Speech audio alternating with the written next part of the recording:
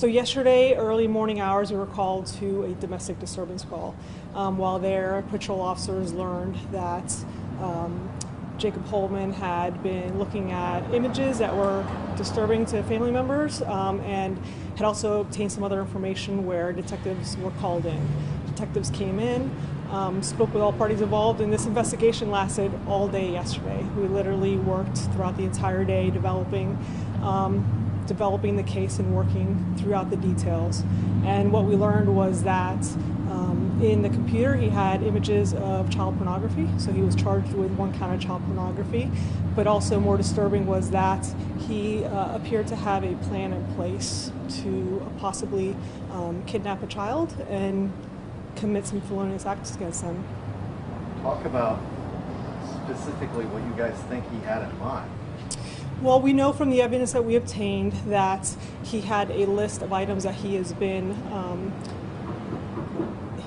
procuring in them for the last several days. In addition to that, with the images found on his computer, there's other things that he was planning already to go to Ocala. He was filling his car up with gas. Everything led to believe that something imminent was going to happen, that he was putting this plan in place that he had. And that was why we kept the surveillance on him throughout the day yesterday while we were working to develop any possible charges we had, because that's the threat that we believed we were facing with. We thought we had an imminent threat that we were trying to stop from happening. Can you talk about some of the items that he was assembling? Sure. So he was in the list. He talked specifically. The list said "snatch up little girl," LIL, little girl, throw in trunk. He also talked about items, and he'd been trying to collect them. So flashlight, duct tape, shovel, things of this nature. Condom was on that list. So with that, he had been taking steps to actively get them, and that's why this was a huge deal for patrol officers to realize the threat that was happening right there beyond the initial call of a domestic disturbance. They called in the detectives, and we worked tirelessly throughout the day in order to protect the community.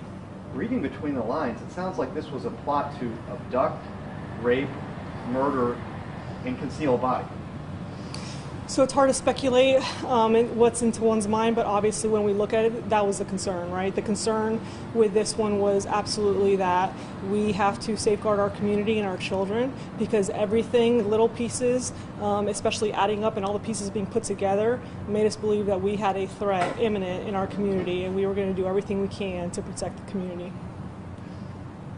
Talk about how big of a deal it is to get someone like this on the streets. So often law enforcement, we come in after the fact, right? We get called in once a crime actually happens, and we start investigating that way. This is one of those times that I can tell you we worked throughout the day yesterday. All day long, myself, the detectives, we were out there working on this, and there's no better feeling at the end of the day to truly believe that you prevented a tragedy from happening. So that's the most rewarding thing, that we prevented somebody from becoming a victim.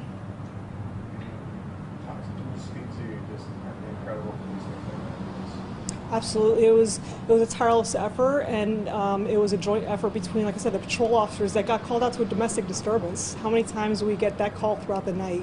Midnight officers went out to a domestic disturbance, and if they didn't have the forethought to look deeper into what was being told to them and to call detectives, and for the detectives to come in at 3 in the morning to start on this investigation right away, without those partnerships, who knows what would have already been able to happen. We were able to get on top of this from the very beginning instead of trying to backtrack after the fact, trying to put the pieces together. I know sometimes it's difficult to separate yourself from a law enforcement officer and a human being. You got to have that separation. But if you came away with this, you must have been going, wow. Absolutely. So as a community member, as a parent, as a family's member, this is one that makes you proud to be in this profession. The collaboration between the patrol officers, the detectives, the state attorney's office, who we spoke with throughout the case yesterday. This is one that makes you very proud, and you just want to thank the family members that came forward and voiced this concern, because we really did. I truly believe that we saved a life yesterday. You might have alluded to it, but how close was he to executing this? Well, like I said, he put all the plans in place already. He had a list. He was already starting to compile it. He was taking all these steps. I do believe that a threat was imminent. He was taking the steps to commit this act. It wasn't just a thought. He was actively taking steps in order to go through with a plan that he had established. It's one thing to write down a plan, it's another thing to have a trunk full of supplies. Correct. Right. Yep. So he had supplies he has been trying to get already. He was had a plan where he was already going to be going. He already told us he had plans to leave town.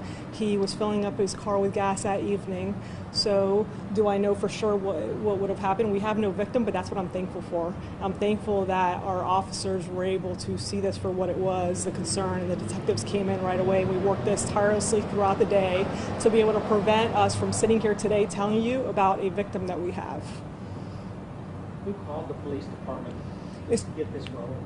It started as a domestic call for service, a domestic disturbance yesterday around 2 in the morning. Has he talked about any of this? He was interviewed at length last night. He post Miranda. He did make incriminating statements.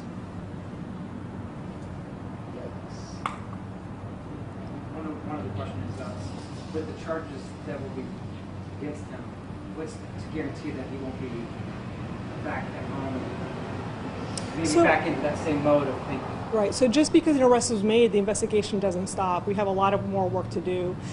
We found the one image of child pornography. We're still combing through all the other evidence that we have, so that's not to say we're not going to have more charges coming forward. In addition to that, we've kept the state attorney, we've been in touch with her throughout this whole process yesterday. So they are also aware of our concerns in this case as it develops, and we're going to do everything we can to seek the justice that I believe he deserves in this case. Just for information first, what kind of charges do you face? Right now he has 1 count of child pornography and 1 count of attempted kidnapping.